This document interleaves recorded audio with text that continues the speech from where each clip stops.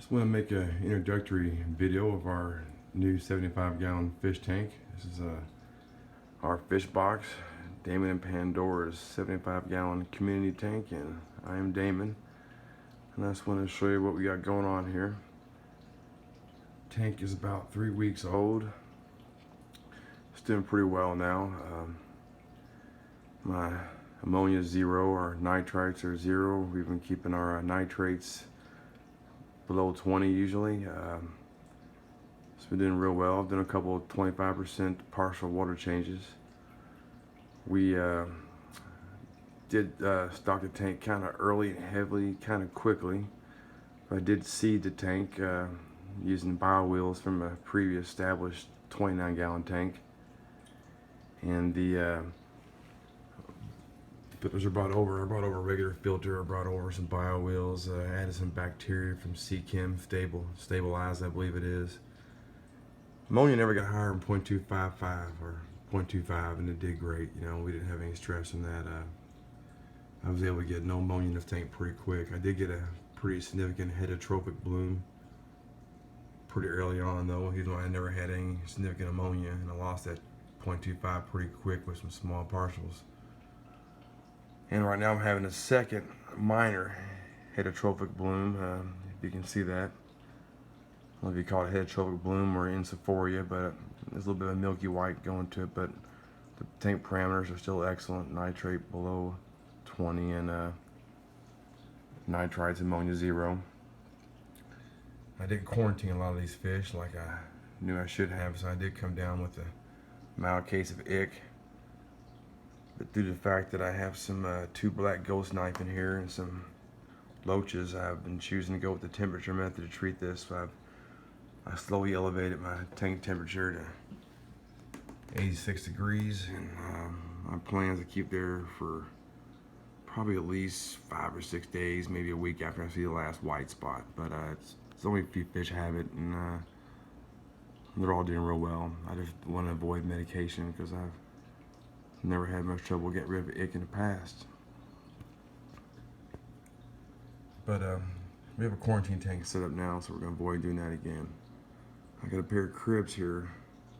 You might be able to see there, down by that rock cave there. They've been showing me a little bit of breeding behavior, but not too much. More from the female, not as much from the male, but they're doing well, and I've got a lot of hiding places in here. So we got some black neon tetras as well. Probably got about a dozen of those. We got quite a few Harlequin rasboras. Rasboras they've been schooling pretty decently. We think we need a few more to get what we're looking for, but like neon school with the rasboras sometimes, though I think technically they're shoaling fish, but we're actually getting a little bit of schooling activity going here right now, but that does come and go. We got some mollies in here. We have a breeding tank set up, so we plan on having mollies breeding hopefully. And that's one of our loach fish there. I think it's the Angelica. They're all doing real well, eating good.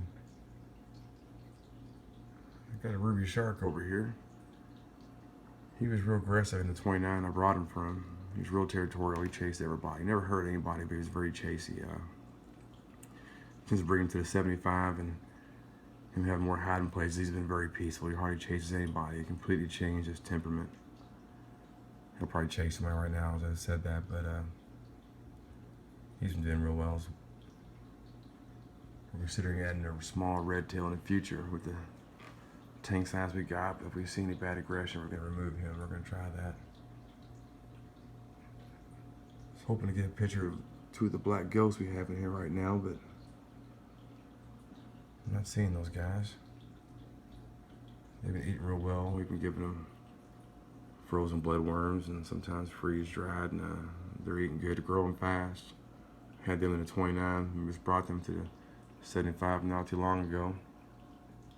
Got a pair of rosy barbs in there. There's a female. Where the male's at right now. They're both doing real well. They're being active. It's like regular rosy barbs are. But we plan on showing our tank progress and showing our breeding tanks and We got some large angels we're wanting to breed here soon. They're over here in the old 29-gallon tanks, male and female pair here. They both got their breeding tubes out, and they've been cleaning off this slate rock here real well. We've been feeding them frozen blood worms, and we elevated temperature to between 80 and 84. I think it's like 82, maybe 84, but did that in the food, and they've started breeding activity. They've been really working hard on cleaning that slate off, so we're hoping that they're going to breed here within the next 24 or 48 hours, and keep you informed on this. This is just the old 29 I have, but it's established. I got some nylon here around the filter intake, so I don't suck any eggs up accidentally, but get back to those guys later. And on the 75, we're running 2 penguins here, large sized. Each got a pair of bio wheels on them. And down below, I'm running a canister filter with carbon filter floss pads and a couple sponges. It's doing real well, but I really like the bio wheel filters. You know, I'm not much of an undergravel fan. I know they're time tested and been around forever, and a lot of people have a whole lot of luck with them, and I just never been able to keep my nitrates as low as I like when I have them. Seems like when they age, you get all that dirt beneath the plate, and you can't really suck it out without tearing all the stuff straight up. But the bio wheels, you know, you're able to keep ammonia and nitrates down to nothing very quickly, and just keep a lot cleaner tank. But it's just my opinion and my experience with them. But hope you've enjoyed our little. There's a male rosy barb. Hope you've enjoyed our introduction to our hobby, and we plan on submitting a lot more videos for you guys in the future. And we'll see you guys soon.